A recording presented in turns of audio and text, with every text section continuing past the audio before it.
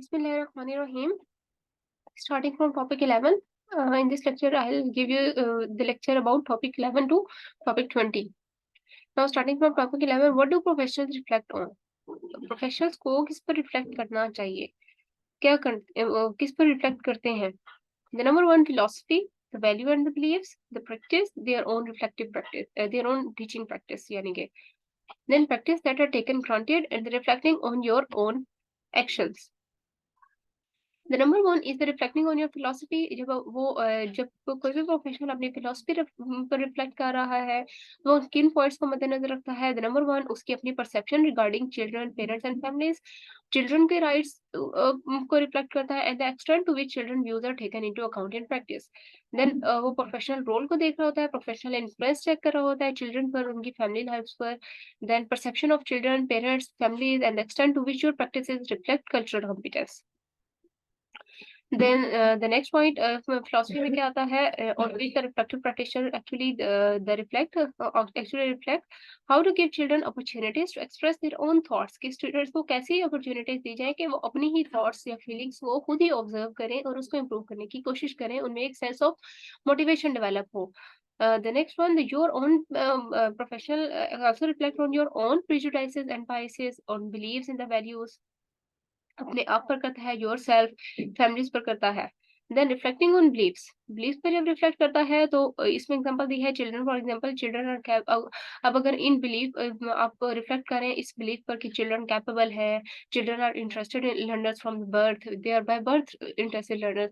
Just ये है कि उनमें मोटिवेशन डेवलप करनी पड़ती है, तो फिर वो उनमें जो इंटरेस्ट है वो उजागर होता है. Children are needy and vulnerable. Then reflecting on values में आता है informed decisions which come from life experiences, especially early ones within the family and community. अपने आपके life experience से आपकी जो values हैं वो establish हो रही होती हैं, आप उन्हीं की basis पर decision making करते हैं.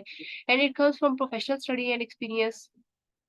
Next, informed decisions can be shared values and beliefs in every setting. How children learn and develop. Professionals reflecting it is important to be aware of your own assumptions. आपको अपनी assumptions, values, beliefs के बारे में clear and ample clear होना चाहिए, concept clear होना चाहिए आपका. द नेक्स्ट, assumptions का मतलब है assume से अभी वर्ड निकला है कि आप किसी चीज को खुद से assume कर रहे हो, किसी चीज को खुद से सोच रहे हो. assumption 1 में क्या आता है, the reflection takes place in the classroom. कि आप क्लासरूम में हैं, आप उसी टाइम पर कोई रिफ्लेक्ट कर रहे हैं, conducted by and for the teacher. Research is contextualized and private. इसमें जो रिसर्च होती है वो कॉन्टेक्सचुअलाइज्ड होती है, कॉन्टेक्स्ट बेस होती है कि आप जिस सिचुएशन में है उसी पर बेस करती है, और प्राइवेट होती है. assumption 2, सेकंड assumption क्या है, regarding reflective practice. Teacher reflect and act on what they observe considered as research. कि उन्होंने जो एज ए रिसर्च कंसिडर किया वो उसके बारे में क्या ऑब्जर्व करते हैं, plus action. Third one, understanding requires dialogue. जो रिक्वायर्ड है कोई डायलॉग या डायलॉजिक रिफ्लेक्शन भी रिक्वायर्ड है, उसको अंडरस्टैंड करना. And the social constructivist model of learning is also comes under this assumption 3 category. अब assumption सोशल कंस्ट्रक्टिव. अब social constructivist model of learning क्या है, आपने ये 3-4 लाइंस याद रखनी है. अगर आज ये short question social constructivist model of learning बताएं, आपने इसके आंसर ये करना है, the mind is mediated by language. कि माइंड आपका लैंग्वेज से मीडिएट करता है. अंडरस्टैंडिंग किससे ज्वाइन होती है, थ्रू डायलॉग. अंडरस्टैंडिंग डायलॉग से डेवलप हो रही होती है. नॉलेज सोशली ड्राइव होता है, सोशल सर्कल में रहते हुए आपका नॉलेज ड्राइव हो रहा होता है. And learning occurs through collaborative effort. Collaborative effort से आप लर्न करते हैं. जब आप कोलीग्स के साथ कॉन्टेक्ट करते हैं, कम्युनिकेट करते हैं, आपका कन्वर्सेशन इंक्रीज होती है कोलीग्स के साथ, अदर इन्वायरमेंट में लोगों के साथ. जब आपकी कन्वर्सेशन इंक्रीज होती है तो आपकी लर्निंग इंक्रीज होती है. Assumptions and reflective practice. Reflective practice therefore becoming aware of your own assumptions. तो रिफ्लेक्टिव प्रैक्टिस क्या चीज है, आपकी अपनी ही assumption से आपका आगाह होना. एंड हाउ दिस assumption, और किस तरह से आपकी assumptions आपकी प्रैक्टिकली अप्लाई करते हैं. एंड और ये जो assumptions है किस तरह से एम्प्रेस चेंज लेकर आती है आपकी प्रैक्टिकल फील्ड में. The reflective practitioner assumption. The reflective practitioner is therefore someone who leaves reflection in everyday practice. तो reflective practitioner वो है जो everyday practice में reflection को यूटिलाइज करता है. रिफ्लेक्टिव प्रैक्टिशनर बनने के लिए आपको टाइम कमिटमेंट, रिस्पॉन्सिबिलिटी और डिसिप्लिन का खास ख्याल रखना होता है. अब की पॉइंट्स क्या है अबाउट योर assumptions. इसके बारे में 4 लेंसेज दिए गए. about your assumptions. There are 4 lenses regarding your own assumptions. The number 1, autobiographical writing, कि आप अपने बारे में खुद ही राइट अप कर रहे हैं. The number 1. सेकंड, ये ऑटोबायोग्राफिकल राइटिंग है. ये रिफ्लेक्टिव प्रैक्टिस या आपके अपने assumptions के बारे में आप किस तरह से रिफ्लेक्ट कर रहे हैं. नंबर 1, ऑटोबायोग्राफिकल राइटिंग, खुद से राइट अप करेंगे. सेकंड, स्टूडेंट फीडबैक, आप स्टूडेंट से अपने बारे में पूछ सकते हैं, उनसे फीडबैक ले सकते हैं. नंबर 3, आप कोलीग्स के साथ डिस्कस कर सकते हैं. नंबर 4, आप लिटरेचर सर्च कर सकते हैं, बुक्स में देख सकते हैं कि आपने जो रिफ्लेक्ट किया है वो लिटरेचर में क्या है, पास्ट स्टडी से. कोई रिसर्च आर्टिकल कोई इस तरह से हुआ है, आप उससे कर सकते हैं. स्टीफन ब्रूकफील्ड, इसने यही आगे 4 लेंसेज को ही एक्सप्लेन किया है. The lens of their own autobiographies as learner, the lens of student eyes, the lens of colleagues perception, the lens of educational literature. ये 4 जो लेंसेज हैं ये ब्रूकफील्ड ने भी इन्हीं पर फोकस किया है. Why this lenses are important, ये लेंसेज इंपॉर्टेंट क्यों है? ये इसलिए इम्पोर्टेंट है because they actually hold about pedagogic methods, techniques, approaches, ये इसको एक्सप्लोर कर रहे होते हैं. And the assumptions we make concerning the condition that best foster student learning, और हम अपनी assumption से एक्सट्रैक्ट करते हैं कि कौन सी वाली assumption है जो स्टूडेंट्स लर्निंग को इम्प्रूव करने में हेल्प आउट करेगी. That's why these lenses are important, कि आप अगर ये चारों पॉइंट्स अप्लाई करते हैं while doing reflective practice या रिफ्लेक्शन, तो आप इनमें से ऐसे टेक्निक्स या मेथोडोलॉजीज या अप्रोचेस एक्सट्रैक्ट करेंगे जो स्टूडेंट्स की लर्निंग को इम्प्रूव करने में हेल्प आउट करेंगे. Then topic 13, achieving best practice. Why best practice? Best practice की क्या जरूरत है? इसका फर्स्ट मेन पर्पस होता है प्रॉब्लम सॉल्विंग, के स्टूडेंट जिस सिचुएशन से पास हो रहा है आप उसको हेल्प आउट करें प्रॉब्लम सॉल्विंग में, और उस प्रॉब्लम सॉल्विंग स्किल जब उनके अंदर डेवलप होती है तो फिर ऑटोमेटिकली वो इंटरेस्ट लेते हैं, मोटिवेटेड होते हैं टू लर्न, और जिससे उनकी लर्निंग इंप्रूव होती है. Then, through reflective practice, the teacher can provide required opportunities and achieve best practice. What is best practice? Best practice क्या है? यहाँ पर कोर बेस्ट प्रैक्टिस के कोर्स क्या हैं, इसके पॉइंट्स क्या हैं, ये बेस्ट प्रैक्टिस के पॉइंट्स बताए हैं. फिर वर्स्ट प्रैक्टिस के जो अच्छी प्रैक्टिस नहीं होती उसके पॉइंट्स बताए हैं, और इसके बाद ऑपरेशनल प्रैक्टिस के पॉइंट्स बताए हुए हैं. सबसे पहले स्टार्ट करते हैं कोर बेस्ट प्रैक्टिस. इसमें क्या होता है? It educates the whole child. ये होल चाइल्ड को एजुकेट करता है, सिर्फ ऐसा नहीं कि जस्ट बुक है वो आपने बच्चे को पढ़ा दी. This is not the best practice of reflective practice या reflection. So best practice basically educates the whole child. Second, teach based on knowledge of how children develop and learn. कि children centered होता है, ये student centered होता है, कि student ने कैसे learn करना है, आप उस बेस पर teaching करते हैं. ऐसा नहीं कि आपको किस तरह आसान लग रहा है आप उस बेसिस पे टीचिंग करें. Prepares children for success in school and for life, and it provides a rich environment for the students, creates active participants. Students को के active participation को ये promote करता है best practice, and it provides challenges and implies rigorous assessment of learning. आप इससे rigorous assessment of learning करते हैं. बॉस प्रैक्टिस के क्या कोर्स हैं? It plan and teach in isolation, के जो वॉस प्रैक्टिस अगर आप एक आइसोलेशन में बिल्कुल अकेले अलग थलग से होकर प्लान करते हैं और टीचिंग कर रहे हैं तो ये एक अच्छी प्रैक्टिस नहीं कंसिडर की जाती. टीच टू द टेस्ट, के आप सिर्फ टेस्ट की हद तक पढ़ा रहे हैं. वन साइज फिट्स ऑल, कि आपका एक तरह का जो पढ़ाना है वो सारे के सारे स्टूडेंट्स बराबर अप्लाई करें कि सारे स्टूडेंट्स इससे ये अंडरस्टैंड कर जाएंगे. टीच द टेक्स्ट, आप टेक्स्ट को टीच कर रहे हैं, पढ़ा रहे हैं, rather than clearing the concepts to the students. Stays within a comfort zone of subjects, आप जो आसान लग रहे सब्जेक्ट आप उसी की लिमिट तक रह रहे हैं, आप स्टूडेंट्स को वो नहीं सिखा रहे जो उनका conceptual लर्निंग कर सकती हो. Apply student centered activity, best approaches in name only. Then operationalizing the best practice. Best practice को अगर आपने ऑपरेशनलाइज करना है यानी कि इन फंक्शनल लाना है, उसको फंक्शनल बनाने के लिए फंक्शनल करने के लिए आपको क्या चाहिए? How might be summarise understanding, कि हम अपनी अंडरस्टैंडिंग को कितना समराइज कर रहे हैं, हमें इस पर फोकस करना है. उसके बाद concern with the consequences of education, के आप एजुकेशन के कॉन्सिक्वेंसेस नताइज पर गौर व फिक्र करें, जिसे हम टेक्निकल प्रोफिशिएंसी भी कहते हैं. तो बेस्ट प्रैक्टिस को अमल में लाने के लिए इन तमाम पॉइंट्स को मद्देनजर रखना है. How might be summarise our understanding of those honoured with the title and be prepared to experiment. कोई भी एक्सपेरिमेंटल वर्क या प्रैक्टिकली अप्लाई करके स्टूडेंट को बताना है, आप उसके लिए रेडी हो. Be committed to professional dialogue and have working patterns characterised by process of action, evaluation and revision. And assume as life long learners, आपने as a life long learner की तरह बिहेव करना है, एज्यूम करना है कि आप डेली बेसिस पर कुछ ना कुछ न्यू लर्न कर रहे हैं. ऐसा नहीं कि मुझे ऑलरेडी बस सब कुछ आता है, मुझे सीखने की कोई ज़रूरत नहीं है, बल्कि आप डेली एक्सपीरियंस से कुछ नया लर्न कर रहे होते हैं each and every day. Implications of achieving best practice को अचीव करने की क्या implications है? The number one, reflection on wider issues, कि इससे जो वाइडर इश्यूज ऑफ प्रैक्टिस है आप उस पर रिफ्लेक्ट कर रहे होते हैं. Number two, teachers need guidance and structure of if reflective practice bring about positive change. अगर रिफ्लेक्टिव प्रैक्टिस टीचर चाहता है कि वो पॉजिटिव चेंज लेकर आए तो टीचर को हमेशा गाइडेंस और स्ट्रक्चर की जरूरत पड़ती है. The number third, studies indicate that without structure tools, अगर विदाउट स्ट्रक्चर टूल होगी कोई भी स्टडी कि आपने एक प्रॉपर करिकुलम नहीं बनाया हुआ, तो then there can be a lack of commitment to reflective practice from staff. तो स्टाफ की तरफ से रिफ्लेक्टिव प्रैक्टिस में लैकिंग आ सकती है, डेफिशिएंसी आ सकती है. Reflection reflection also needs to be embedded as part of normal day to day practice. Normal day to day practice में भी रिफ्लेक्शन आपको हेल्प आउट करती है. कोलैबोरेशन विद अदर्स, आप दूसरों के साथ कोलैबोरेट करते हैं. तो ये तमाम पॉइंट्स हैं जो कोलैबोरेशन रिफ्लेक्टिव प्रैक्टिस में हेल्प आउट करती हैं.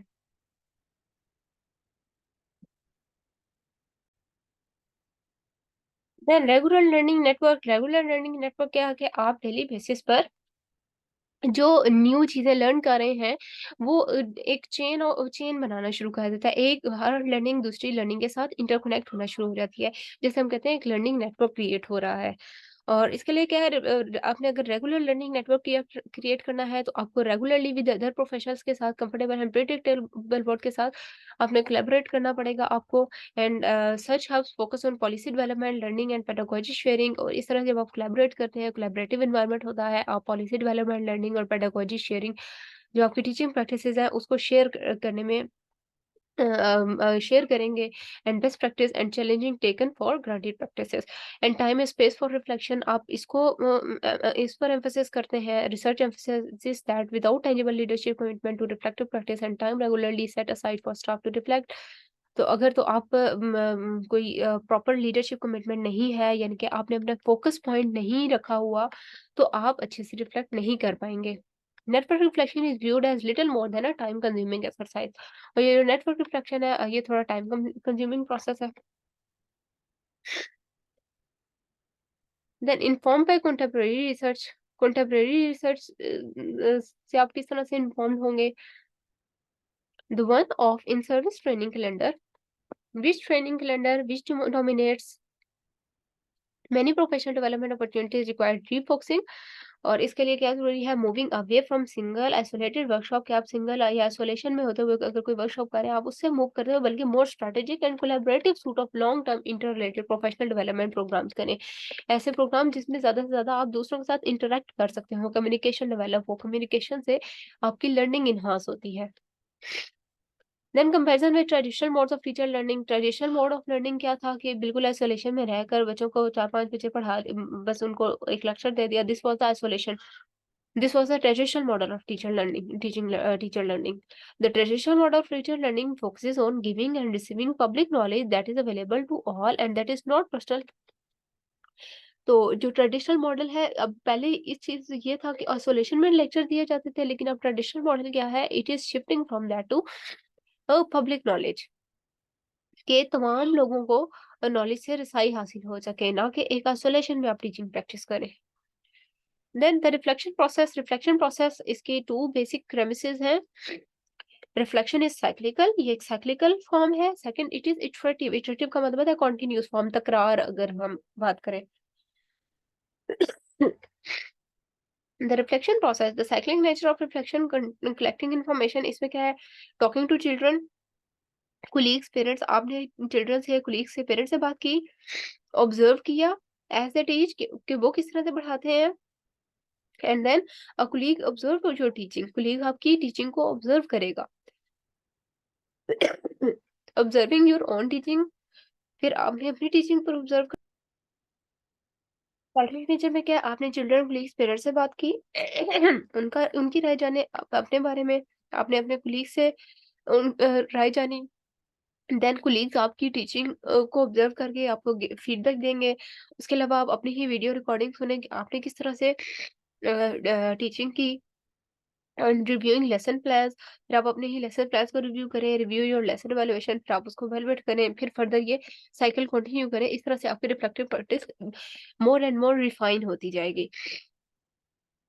और इसके पार्ट्स क्या है? क्वेश्चन एनालिसिस, कि आप क्वेश्चनिंग करके रिफ्लेक्टिव प्रैक्टिस कर सकते हैं। Looking for a solution to correct a problem, इसको हम सिंगल लूप लर्निंग कहते हैं, कि आप एक सॉल्यूशन की तरफ देख रहे हैं किसी भी प्रॉब्लम को करेक्ट करने के लिए। नंबर 2 क्या है? Double loop learning. Double loop learning क्या होती है? कि आप असम्पशंस या थ्योरी के लेवल पर चल रहे हैं। इधर तो आपने जस्ट प्रॉब्लम देखी और सॉल्यूशन उसका फाइंड आउट किया। आप असम्पशंस और थ्योरीज के लेवल पर जब जाते हैं, आप उनको सम करें, तो हम किसको कहते हैं? डबल लूप लर्निंग, कि आपने थ्योरीज की भी हेल्प ली। View things from different perspectives, different way से, डिफरेंट हर एस्पेक्ट से आपने चीजों को देखा, उसके पॉजिटिव नेगेटिव एस्पेक्ट्स, उसके प्रोस कॉन्स सब देखकर उसके बाद आप डिसाइड कर रहे हैं। देन प्लान, आपने प्लान किया कि आपको क्या करना है। हाइपोथेसाइज आप करेंगे इसमें, और रिफ्लेक्टिव प्रैक्टिस स्ट्रेटजीज अप्लाई करेंगे, जिसमें जर्नल्स, डायरीज या फिर मेंटर या कोई आर्टिकल्स, कोई रिसर्च वर्क, आप इसको रीड आउट करेंगे। देन एक्ट, प्लान किया, उसके बाद एक्ट करेंगे। एक्ट करने के बाद आप उस पर बेसिकली एक्शन कर रहे हैं, फिर उसको रिव्यू करेंगे। ठीक है, आपने जो एक्शन किया उसको रिव्यू एक्ट कैसे करना है? आपने जो अपनी assumptions है उनको टेस्ट किया, अप्लाई किया, engaging in behavioral experiment is asking now what,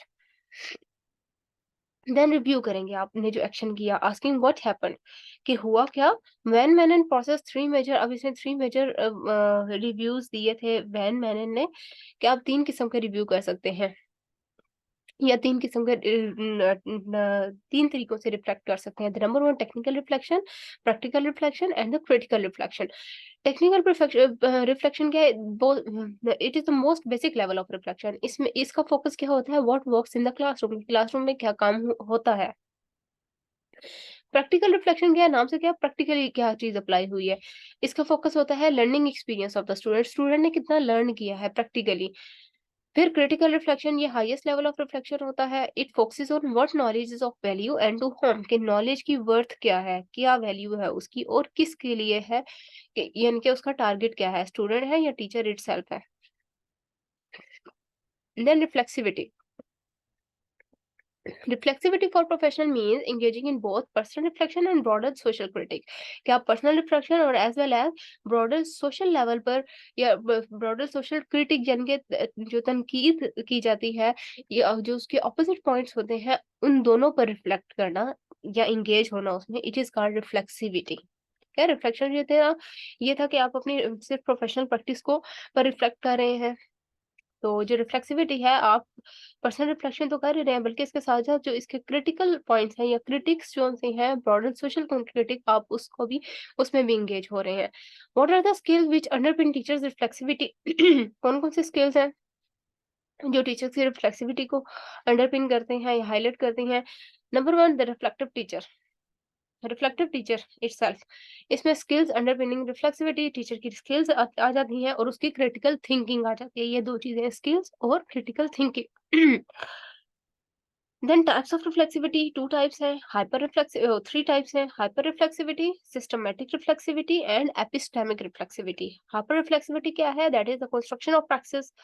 आप इसमें प्रैक्टिस की डीकंस्ट्रक्शन करते हैं। प्रैक्टिस का मतलब होता है कि आपकी कोई असाइनमेंट या कोई मशक जिस तरह से होती है, आप उसको डीकंस्ट्रक्ट कर रहे हैं, कंस्ट्रक्ट नहीं बल्कि डीकंस्ट्रक्ट कर रहे हैं, उसकी ब्रेक डाउन करेंगे और फिर इवैल्यूएट करेंगे कि इसमें क्रिटिक्स क्या थे और आपकी अपनी पर्सनल रिफ्लेक्शन क्या थी।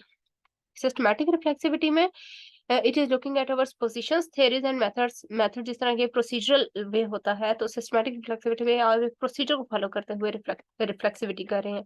एपिस्टेमिक क्या है? Exploration of our beliefs and assumptions. आप अपने बिलीव्स या असम्पशंस को जब एक्सप्लोर कर रहे हैं, दैट इज रिफ्लेक्सिविटी। उनको एक्सप्लोर कर रहे हैं, उस पर रिफ्लेक्ट कर रहे हैं और साथ-साथ उसको उसके क्रिटिक्स भी चेक कर रहे हैं। तो दैट इज एपिस्टेमिक रिफ्लेक्सिविटी। तो रिफ्लेक्सिविटी में आपने याद रखनी है, 2 चीजें आनी है, पर्सनल रिफ्लेक्शन भी और साथ ब्रॉडर सोशल लेवल पर क्रिटिक्स भी आते हैं, ये दोनों एट अ टाइम। जब आप इन दोनों में एंगेज हो रहे हैं, that means you are reflexivity. Topics for critical reflection क्या है? अब इस वाले टॉपिक में अगर आप क्रिटिकल रिफ्लेक्शन करना चाहते हैं, तो ये उन्होंने 30 टाइप क्रिटिकल क्वेश्चंस दिए हैं, और भी ढेरों क्वेश्चंस हो सकते हैं। Anyway induction and orientation for families who are new to the setting, किसी भी सेटिंग में अगर कोई फैमिली न्यू है या फिर कोई टीचर जिस तरह से न्यू आता है to which the set stage for partnership, तो वो एक साथ कोलैबोरेट करता है, एक पार्टनरशिप डेवलप होती है। उसके बाद उस एनवायरनमेंट में वो एडजस्ट होना शुरू हो जाता है। अब 30 क्रिटिकल क्वेश्चन इन्होंने दिए इस टॉपिक में। आप इन 30 क्रिटिकल क्वेश्चन को माइंड में लाते हुए रिफ्लेक्शन कर सकते हैं आराम से। ठीक है, तो एक्चुअली ये आपको रिफ्लेक्शन के टॉपिक्स बता रहे हैं या पॉइंट्स बता रहे हैं कि आप अपनी प्रोफेशनल लाइफ में किस-किस पॉइंट पर रिफ्लेक्ट कर सकते हैं, आप अपनी नज़रसानी कर सकते हैं अपनी ये प्रोफेशनल लाइफ को। तो आपने ये 30 क्वेश्चन रीड आउट कर लेने हैं। Example, was this activity successful? क्या आपने जो एक्टिविटी अप्लाई की वो सक्सेसफुल थी या नहीं थी? कितनी सक्सेसफुल थी? उसकी इम्प्रूवमेंट क्या लाई जा सकती है? तो ये रिफ्लेक्शन है बेसिकली। तो आपने ये 30 क्वेश्चन सिंपल थे, आपने रीड आउट कर लेने हैं। तो ये एक्चुअली आपको टॉपिक्स बता रही है कि आपने रिफ्लेक्शन किस-किस पर कर सकते हैं। लर्निंग फ्रॉम रिफ्लेक्शन, रिफ्लेक्शन से आप कैसे लर्न कर सकते हैं? Reflection as a learning to gain further understanding. आप रिफ्लेक्शन से जब आप लर्न कर रहे होते हैं तो आपकी फर्दर अंडरस्टैंडिंग डेवलप हो रही होती है, आपकी अंडरस्टैंडिंग एबिलिटी या स्किल्स इंक्रीज होती हैं। Then it has occurred through experience. Reflection जो है, reflection with learning via experience से आपके पास आती है। आप डेली लाइफ से एक्सपीरियंस गेन करते हैं तो आप उससे लर्न कर रहे होते हैं। It is reflection is actually a means of assisting us to think, to explore. ये हमारी थिंकिंग को एक्सप्लोर करती है, थिंकिंग को प्रमोट करती है। थिंकिंग स्किल एनहांस होंगी, कॉग्निटिव स्किल्स एनहांस होंगी, लर्निंग स्किल्स एनहांस होंगी, active consideration of and learning from our thoughts and actions together with the further use of these thoughts and actions. Then it is a means of developing reflective thinking. Reflective thinking develop करने का जरिया है। We are able to demonstrate our profession towards achievement of standards and the process of reflective writing may also lead more than just gaining और knowledge. सिर्फ knowledge gain नहीं होता बल्कि हम इसे लर्न कर रहे होते हैं। ये एमसीक्यू के लिए मैंने रेड हाईलाइट किया है। Action is the final stage of reflection. Reflection जब आपने की तो उस पर जो आप एक्ट कर रहे हैं, एक्शन जो कर रहे हैं वो उसकी फाइनल स्टेज होती है। Action is the final stage of reflection. Now, what do you know about and how confident are you? The roles and responsibilities of a teacher. Teacher के रोल और रिस्पॉन्सिबिलिटी क्या है? नंबर वन, उसका learning style, कि वो कौन-कौन से learning या टीचिंग स्टाइल अप्लाई कर रही है। नंबर 2, कोर्स प्लान करना, लेसन प्लान करना and how people learn. People किस तरह से लर्न करते हैं या लर्न करेंगे, ये टीचर की रिस्पॉन्सिबिलिटी होती है। Now learning from reflection, reflection से कैसे लर्न किया जा सकता है? आप इससे आपको पता चलता है what do you know about and how confident are you about, कि आप क्या जानते हैं और आप कितने कॉन्फिडेंट हैं। लाइफ लॉन्ग लर्निंग होती है रिफ्लेक्शन। कम्युनिकेशन स्किल्स एनहांस करती है, presentation skill, demonstration, questioning, explaining using a range of teaching methods, ये सब प्रमोट होते हैं। Using information communication technology, ICTs, information communication technology, assessing learning, reflection, subject knowledge and skills, these all are the promoters, these all are the promoting factors via reflection. Then methods of reflection, reflection के कौन कौन से तरीके हैं? दो तरीके हैं, reflecting in and on practice. Reflecting in practice जिसे हम रिफ्लेक्शन इन एक्शन कहते हैं, रिफ्लेक्टिंग ऑन प्रैक्टिस जिसे हम रिफ्लेक्शन ऑन एक्शन कहते हैं। तो ये आपको पहले भी मैंने क्लियर किया था। रिफ्लेक्शन ऑन एक्शन और इन एक्शन। इन एक्शन का मतलब आप क्लासरूम में गए, आप स्टूडेंट को पढ़ा रहे हैं और पढ़ाने के दौरान आप साथ साथ ऑब्जर्व कर रहे हैं, रिफ्लेक्ट कर रहे हैं अपनी ये टीचिंग प्रैक्टिस पर कि स्टूडेंट मेरे पढ़ाने से कितना लर्न कर रहे हैं, वो कहाँ पर उनको डिफिकल्टी आ रही है। This is the reflecting in action. During action आप रिफ्लेक्ट कर रहे हैं। रिफ्लेक्शन ऑन एक्शन कि आप पढ़ा कर आके क्लासरूम से बाहर, फिर आप स्टाफ में बैठे हुए हैं या फिर आप स्टाफ रूम में चले गए। अब आप सोच रहे हैं कि क्लास में क्या-क्या हुआ और आपको कौन-कौन सी डिफिकल्टी फेस करनी पड़ी है, स्टूडेंट्स को लर्निंग में कौन-कौन सी डिफिकल्टी फेस करनी पड़ी है, इसको इम्प्रूव कैसे किया जा सकता है। This is reflection on action, के एक्शन के बाद उस पर रिफ्लेक्ट करना। After the event thinking and reflection in action is thinking while doing. तो these two are the definitions in the next two paragraphs. Core of reflection क्या है? Reflection in action was the core of professional artistry. So reflection in action and reflection on action allows teachers to revise, modify and refine their expertise. ये दोनों methods apply करके teacher revise करता है, अपनी practice को modify करता है, उसमें चेंजेस लाता है और रिफाइन करता है अपनी एक्सपर्टीज को। लेवल ऑफ रिफ्लेक्टिंग क्या है? You should have ample conceptual clarity, the difference between the reflection for action, on action and in action. For action का क्या मतलब है? ये एक्शन से पहले की रिफ्लेक्शन है। यानी कि क्लासरूम में से आप क्लासरूम में जाने से पहले रिफ्लेक्ट कर रहे हैं कि मुझे क्या-क्या किस तरह से पढ़ाना है, क्या करना है, और अगर मैं ये पॉइंट्स पिक करूँगा तो इससे स्टूडेंट्स की लर्निंग डिक्रीज़ होगी या इंक्रीज़ होगी। ये रिफ्लेक्शन फॉर एक्शन है, एक्शन करने के लिए आप रिफ्लेक्ट कर रहे हैं। Reflection on action, reflect action पर रिफ्लेक्ट करना, और in action reflection during action reflect करना। रिफ्लेक्शन फॉर एक्शन क्या है? Teachers are advised to consider their resource and how long the lesson will take. Then differentiate between 5 different levels at which reflection can take place during teaching. 5 different levels हैं जिसमें reflection की जा सकती है। वो level क्या है? The number 1 rapid reflection, जिसमें immediate ongoing automatic action by the teacher होता है। Repair, review, research, retheorising and reformulating. 5 R आपने याद रखने हैं। 5 R for the different levels at which reflection can take place. Rapid reflection on the spot होगी। Repair क्या है? इन विच